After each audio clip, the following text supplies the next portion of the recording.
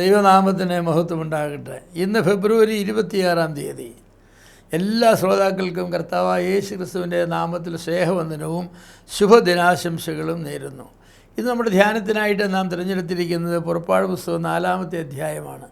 ഈ അധ്യായവും മോശയുടെ ചരിത്രം തന്നെയാണ് പറയുന്നത്. മോശ ദൈവത്തെ കണ്ടെത്തുന്നതും തുറന്നുള്ള കാര്യങ്ങളുമാണ് ഇവിടെ പറഞ്ഞിരുന്നത്.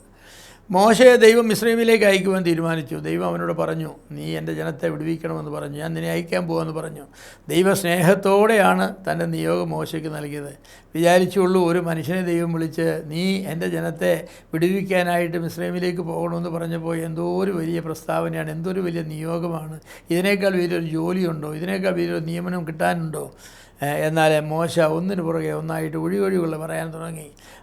ജനം വിശ്വസിക്കുകയില്ല, എനിക്ക് സംസാരശേഷിയില്ല എന്നിങ്ങനെ ഓരോരോ ഒഴിവൊഴികൾ എക്സ്ക്യൂസസ് പറയാനായിട്ട് തുടങ്ങി. അവസാനം പറഞ്ഞു, എനിക്ക് നന്നായിട്ട് സംസാരിക്കാനായിട്ട് അറിയില്ല, ഞാൻ മിസ്രൈമിൽ നിന്ന് പോന്നിട്ട് 40 വർഷമായി. ഈ 40 വർഷം മിദ്യാന്യ ഭാഷയാണ് സംസാരിച്ച് വരുന്നത്. ഇപ്പോൾ എനിക്ക് മിസ്രൈമ്യ ഭാഷ പറയാനായിട്ട് എന്നെക്കൊണ്ട് സാധിക്കില്ല, അതുകൊണ്ട് ദയവായിട്ട് ക്ഷമിക്കണമെന്ന് പറഞ്ഞു. പക്ഷേ ദൈവം സമ്മതിച്ചില്ല. എന്നിട്ട് അവസാനം മോശ പറഞ്ഞു, അതേ നോക്കിക്കേ, ഞാൻ പറഞ്ഞ ഇത്രയും നേരം പറഞ്ഞത് മിസ്രൈമിലേക്ക് പോകാൻ എനിക്ക് മനസ്സില്ല, നീ വേറെ ആരെങ്കിലും അയക്കണമെന്നാണ്. ദൈവത്തിന് കോപം വന്നു എന്നാണ്. ദൈവത്തിന് കോപം വന്നു. പക്ഷേ ദൈവം കോപിച്ചാലും ദൈവത്തിൻ്റെ പരിപാടിയിൽ നിന്ന് മാറുകയില്ല. ഉടനെ ദൈവം പറഞ്ഞു, ശരി, അങ്ങനെയെങ്കിൽ ഞാൻ നിൻ്റെ സഹോദരനെ അഹരോനെ നിനക്ക് കൂട്ടായിട്ട് തരാമെന്ന് പറഞ്ഞു. നിൻ്റെ പ്രവാചകനായിട്ട് അഹരോൻ ഇരിക്കട്ടെ, നീ പറയേണ്ട കാര്യങ്ങൾ പറഞ്ഞാൽ മതി, അഹരോൻ അത് ഏറ്റു പറഞ്ഞുകൊള്ളും. നീ പറയേണ്ട കാര്യങ്ങൾ പറഞ്ഞാൽ മതി, അഹരോനത് ഫറവോനോട് പറഞ്ഞുകൊള്ളൂ എന്ന് പറഞ്ഞു. അങ്ങനെ അഹരോനെ കൂട്ടിന് നൽകി. ദൈവം തൻ്റെ സാന്നിധ്യം വാഗ്ദത്തം ചെയ്തിട്ടും അതിൽ തൃപ്തനാകാതെ മോശ തൻ്റെ സഹോദരനെ കിട്ടിയപ്പോൾ ആ ദൗത്യം സ്വീകരിച്ചു. മനുഷ്യൻ്റെ സ്വഭാവം അതാണ്. കൂട്ടിന് ദൈവം കൂടെയുണ്ട് എന്നൊക്കെ എത്ര ഉറപ്പ് തന്നാലും കണ്ണും കൊണ്ട് കാണാൻ കഴിയുന്ന ഒരു കൊച്ചു കുട്ടിയെങ്കിലും കൂടെ ഉണ്ടെങ്കിൽ നമുക്ക് ധൈര്യം കിട്ടും. അങ്ങനെയാണ് മനുഷ്യന്. ദൈവം കൂടെ ഉണ്ടെന്നൊക്കെ പറഞ്ഞാൽ അതൊക്കെ വിശ്വസിക്കുകയൊക്കെ ചെയ്യും. അതൊക്കെ ശരിയാ, ദൈവം ഉണ്ടെന്ന് പറയാം. പക്ഷേ എനിക്ക് പേടിയാന്ന് പറയും, എനിക്ക് തന്നെ പാനൊക്കില്ലെന്ന് പറയും. എന്നാൽ ഒരു മനുഷ്യർക്ക് അത് മതി എന്ന് പറഞ്ഞു. നമ്മുടെ സ്വഭാവം അതാണ്. ദൈവത്തിൻ്റെ സാന്നിധ്യത്തേക്കാൾ മനുഷ്യൻ്റെ സാന്നിധ്യമാണ് നമുക്ക് ബലം പകർന്നു നൽകുന്നത്. എൻ്റെ പ്രിയമുള്ളവരെ, ഒരിക്കലും അത് അങ്ങനെ ആകരുത്. അത് മോശയ്ക്ക് പറ്റിയൊരു പരാജയമാണ്. പക്ഷേ അഹരോന് ദൈവജനത്തെ നയിക്കുവാനുള്ളതായിരിക്കുന്ന ഒരു ഭാഗ്യം അത് മുഖാന്തരം കിട്ടി. ഹോരബിൽ നിന്ന് മോശ യിത്രോയുടെ അടുത്തേക്ക് പോയി. കാരണം അവിടെയാണ് തൻ്റെ ഭാര്യയും മക്കളും ഉള്ളത്. അവിടേക്ക് പോയി ചെന്നിട്ട് പറഞ്ഞു ദൈവം പ്രത്യക്ഷമായ കാര്യവും ദൈവത്തിൻ്റെ നിയോഗത്തെ പറ്റിയൊക്കെ യിത്രോയോട് പറഞ്ഞു. ഭാര്യയോടും പറഞ്ഞു. യിത്രോ ഒരു നല്ല മനുഷ്യനായിരുന്നു. യിത്രോ പറഞ്ഞു, തൻ്റെ മകളെയും പേരക്കിടാങ്ങളെയും കൂട്ടി നീ മിസ്രൈമിലേക്ക് പോകാൻ പറഞ്ഞു. ദൈവം നിനക്ക് പ്രത്യക്ഷനായി നിന്നോടത് പറഞ്ഞിട്ടുണ്ടെങ്കിൽ നീ അത് ചെയ്യണം എന്ന് മാത്രമല്ല, കുടുംബജീവിതത്തിന് പ്രാധാന്യം കൊടുക്കുന്നൊരു മനുഷ്യനായിരുന്നു യിത്രോ. അതുകൊണ്ട് തൻ്റെ ഭാര്യയും മക്കളെ നീ ഇവിടെ വിട്ടിട്ട് പോകാൻ പറഞ്ഞില്ല, നീ എൻ്റെ ഭാര്യയും മക്കളെ കൂട്ടിക്കൊണ്ട് പോകാൻ പറഞ്ഞു. അത് വളരെ പ്രധാനപ്പെട്ട കാര്യമാണ്. ദൈവത്തിൻ്റെ വേലയ്ക്കായാലും ഏത് വേലയ്ക്കായാലും ദൈവം നമ്മെ നിയോഗിക്കുമ്പോൾ നമ്മുടെ കുടുംബത്തെ കൂട്ടിക്കൊണ്ട് പോകണം കേട്ടോ. കുടുംബത്തെ കളഞ്ഞിട്ട് കർത്താവിൻ്റെ വേല ചെയ്യാൻ പോകുന്ന ആളുകളുണ്ട്. അതല്ല ദൈവത്തിൻ്റെ മാർഗ്ഗമെന്ന് പറയുന്നത്.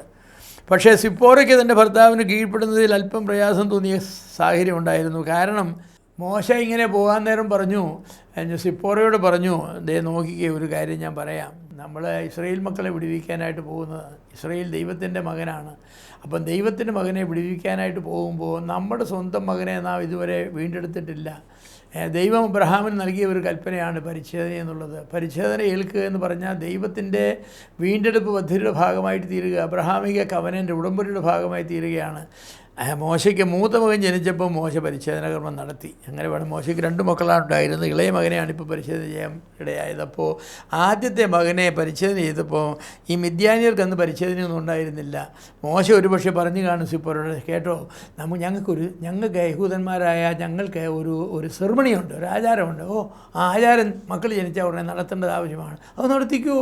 അതെന്താണെന്ന് അറിയില്ലല്ലോ. സിപ്പോര നോക്കിയപ്പോൾ ഉണ്ട് മകൻ്റെ അഗ്രചർമ്മം ഛേദിച്ച് കളഞ്ഞിരിക്കുന്നു. ആകെപ്പാടെ ബ്ലീഡിങ്, കൊച്ചു കണ്ട് ചോരയിൽ കുളിച്ച് കിടക്കുന്നു. സിപ്പോര പറഞ്ഞു, ഈ പരിപാടി നടക്കരുതെന്ന് പറഞ്ഞു. ഇസ്രായേലിലേക്ക് പോകുന്നതിന് മുമ്പ് മോശ പറഞ്ഞു കാണും, സിപ്പോറെ നോക്കിക്കേ, ഇളയ മകനെ പരിച്ഛേദന ചെയ്തില്ല, പരിച്ഛേദന ചെയ്യാത്ത മകനെയും കൊണ്ട് പോയാൽ യാത്ര ശുഭമാകുമെന്ന് എനിക്ക് തോന്നുന്നില്ല, അതെന്തെങ്കിലും ആപത്ത് വിളിച്ച് വരുത്തുമെന്ന് പറഞ്ഞു. സിപ്പോര പറഞ്ഞു, തൊടാൻ പാടില്ലെന്ന് പറഞ്ഞു. കൊച്ചിനെ മൂത്തവനെ വെട്ടി നുറുക്കിയത് മതി, ഇനി ഇതിനെ തൊടാൻ പാടില്ലെന്ന് പറഞ്ഞു. അങ്ങനെ സിപ്പോര വിസമ്മതിച്ചതുകൊണ്ട് മകനെ പരിച്ഛേദന ചെയ്യാതെ അവർ 2 പേരും കൂടെ പോയി രാത്രിയിൽ ഒരു സത്രത്തിൽ താമസിച്ചു. നാം അവിടെ വായിക്കുന്നത് രാത്രിയിൽ ദൈവം മോശയെ കൊല്ലാനായിട്ട് ശ്രമിച്ചു എന്നാണ്. അവൻ്റെ കഴുത്തിന് പിടിച്ച് ഞെക്കി കാണുമായിരിക്കും. മോശ ഓ എന്ന് പറഞ്ഞു. സിപ്പോറയ്ക്ക് കാര്യം മനസ്സിലായി. കാരണം കിടന്നുറങ്ങുന്നതിന് മുമ്പ് പറഞ്ഞതാ, പരിച്ഛേദന ചെയ്യാൻ സമ്മതിച്ചില്ലെങ്കിൽ പ്രശ്നം ഉണ്ടാകുമെന്ന്. ഉടനെ അവൾക്ക് കാര്യം മനസ്സിലായി. അവൾ ഓടി ചെന്ന് ബാഗ് എടുത്തു, കത്തി അതിൻ്റെ അകത്തുനിന്ന് എടുത്തു.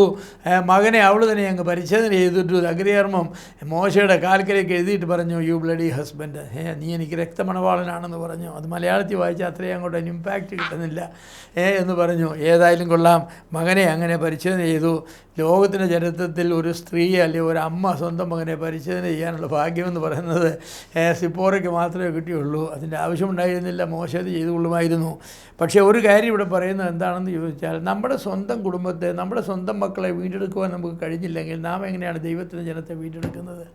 സ്വന്തം കുടുംബത്തിൽ അധികാരം നടത്തുവാൻ കഴിയാത്ത മോശ എങ്ങനെയാണ് 22 ലക്ഷം ജനങ്ങളുടെ മേൽ അധികാരം നടത്തുന്നത്? ദൈവം പറഞ്ഞു, യു ആർ നോട്ട് ക്വാളിഫൈഡ് എന്ന് പറഞ്ഞു. നിൻ്റെ സ്വന്തം കുടുംബത്തിൽ നീ അധികാരം നടത്തണം.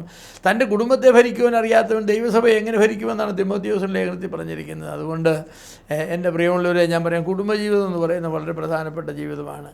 ഭാര്യമാരായി എന്നെ കേൾക്കുന്നവരുണ്ടെങ്കിൽ ഞാൻ അവരോട് പറയട്ടെ, ദൈവം നിങ്ങളുടെ ഭർത്താവിനോട് ചെയ്യുവാൻ പറഞ്ഞതായിരിക്കുന്ന കാര്യങ്ങൾ ചെയ്യുന്നതിൽ അവരെ നിങ്ങൾ വിലക്കരുത്. അങ്ങനെ വിലക്ക് നിന്നാൽ അത് വലിയ നാശമാകും. അന്നേരം സിപ്പോറ അത് ചെയ്തില്ലായിരുന്നെങ്കിൽ ഒരുപക്ഷെ മോശ കൊല്ലപ്പെടുമായിരുന്നു. ദൈവത്തിൻ്റെ പരിപാടിക്ക് ദൈവത്തിന് വേറെ ആളെ കണ്ടെത്തുവാൻ പ്രയാസമൊന്നുമില്ല. എന്നാൽ സിപ്പോറ അത് ചെയ്തുകൊണ്ട് താൻ വിധവയായിട്ട് തീർന്നില്ല. പല സ്ത്രീകളും വിധവമാരായിട്ട് തീരുന്നതിൻ്റെ പിൻപിൽ ഒരുപക്ഷെ ദൈവത്തിൻ്റെ ഹിതത്തിന് ഒരു തലങ്ങും വിലങ്ങുമായി നിൽക്കുന്നത് കൊണ്ടാണോ എനിക്കറിയില്ല, ഞാൻ ദൈവമല്ല അത് പറയാനായിട്ട്. എന്നാൽ ഒരു കാര്യം എനിക്കറിയാം, ദൈവം വിളിച്ചതായിരിക്കുന്ന ഉത്തരവാദിത്തങ്ങൾ നിറവേറ്റുവാനായിട്ട് ഭാര്യമാർ തടസ്സമായി നിന്നാൽ അത് ഭാര്യമാർക്ക് ശുഭമായിരിക്കുകയില്ല. അതുകൊണ്ട് ദൈവം നിങ്ങളുടെ ഭർത്താക്കന്മാർക്ക് നൽകിയ ദൗത്യം നിർവഹിക്കുന്നതിൽ നിങ്ങൾ ഒരിക്കലും തടസ്സമായി നിൽക്കല്ലേ. അതുകൊണ്ട് തന്നെ കുടുംബത്തെ നയിക്കാത്തതായിരിക്കുന്ന ഭർത്താക്കന്മാർക്ക് ഒരിക്കലും ദൈവനത്തെ നയിക്കുവാനുള്ള അവകാശമില്ല. മോശയ്ക്ക് തൻ്റെ സ്വന്തം കുടുംബത്തിൽ പരിച്ഛേദന ചെയ്യേണ്ട മകനെ പരിച്ഛേദന ചെയ്യുവാൻ പോലും ധൈര്യമില്ലെങ്കിൽ പിന്നെ എങ്ങനെയാണ് ഇസ്രായേൽ മക്കളുടെ കാര്യം നോക്കുന്നത്? അതുകൊണ്ട് കുടുംബത്തിലാണ് നമ്മളുടെ ഭരണപരിചയവും നമ്മുടെ സാമർഥ്യവും ആദ്യം കാണിക്കേണ്ടത്. അതുകൊണ്ട് അങ്ങനെ കാണിക്കുവാനായിട്ട് വലിയവനായ ദൈവം നമ്മെ എല്ലാവരെയും സഹായിക്കട്ടെ.